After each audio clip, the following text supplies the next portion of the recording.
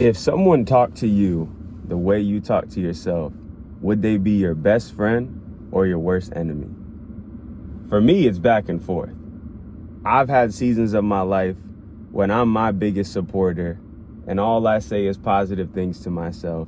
And then I've had seasons where I am literally my biggest hater. And I think we all experience this. But what I come to realize is that the only way you're really going to elevate and find peace is when you become your own best friend. Now, what is a best friend? A best friend is somebody that claps when you succeed and is somebody that's there for you, boosting you up when things don't go right, regardless of the situation. And the sad part is that we don't do this for ourselves enough. There's something in our brain that causes us to feel negative or spiteful towards ourselves. I don't know a single person who doesn't carry doubt. It's in all of us. But when you talk to your best friend, you never doubt your best friend. Unless he's talking about some BS and you're just looking out for him. But in general, if that's really your best friend, your brother, you would never talk bad about him behind his back. You would never doubt his plans. And you will always support anything that he's trying to do. But why don't we do this for ourselves? I want to make this video today to remind you guys to be your own best friend. Get very comfortable with your own company. I think it's one of the single greatest things I've done in my life is becoming comfortable with my alone time. I have a relationship. I have so many friends. I have a beautiful family. But I enjoy, more than almost anything, spending time alone because I became my own best friend and because I learned to love solitude. There's something special about you being able to sit by yourself for hours and not feel this intense pressure or this intense anxiety.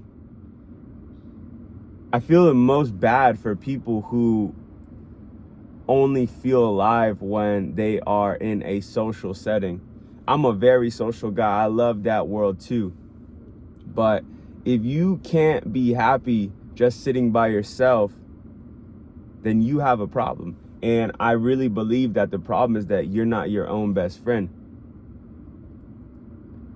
The other thing is that you don't take care of your body. And I'm speaking from my own experience too. You don't always take care of yourself as if you would take care of your friends.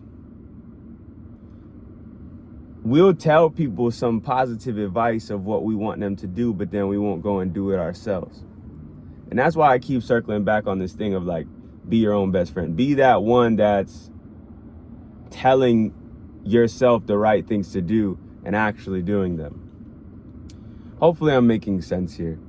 I just was thinking about this today because I was spending time alone yesterday thinking about different topics to discuss in this channel, and I realized that one of the reasons why I am where I am today is because of this, and I think a lot of people are lacking this. So here's a couple things you could do if you want to be a better friend to yourself. One, take care of your body and your brain. Try to consume less garbage content. Try to eat good quality food. If you can spend money on anything, let it be on that. Try to avoid toxic and negative conversations about yourself with yourself. Anytime you have these thoughts popping up in your mind, understand that they're not serving you in any way and you can just let them go. They're not real. You're not your mind. You are a soul that has control over the mind. So if you're always living in fear and in doubt and in stress, and if you get a bad day of feelings, you let it ruin your entire week,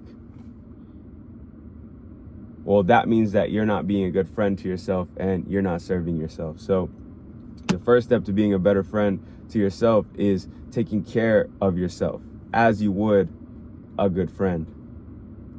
I would say the second thing is really start to get comfortable with being by yourself.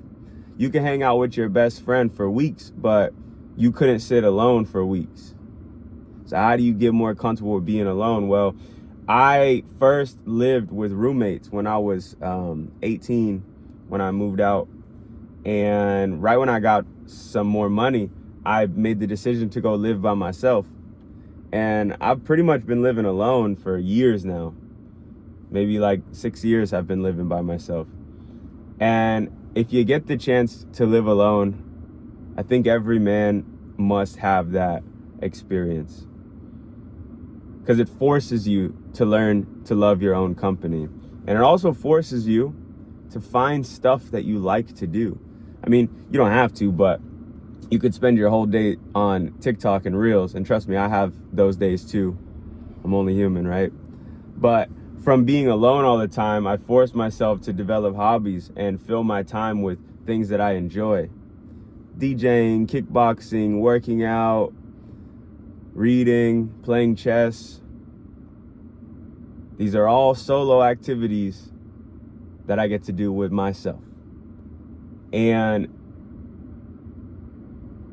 it makes being by myself enjoyable.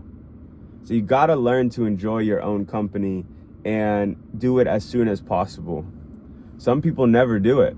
They go from being in high school on a football team, college in a fraternity that they live with, meet their college girlfriend, move out of college, go live with the girlfriend. And throughout all that, they never got a chance to connect with themselves within. So God forbid your girl leaves you.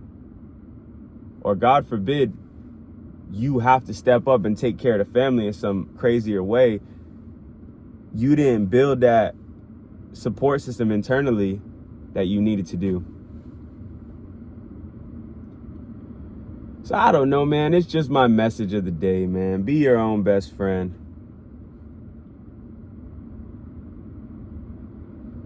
Everybody be saying like you were brought into this world by yourself, you're gonna go out by yourself. Like, I think that's a little pessimistic and a little extreme, but it's some truth to it. It's some truth to it. You are the only one that is always going to be with you.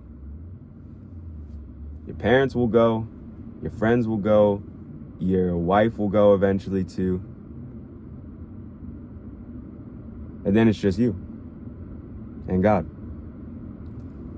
So if you don't get right with God, if you don't become your own best friend, then in my opinion, you've got nothing.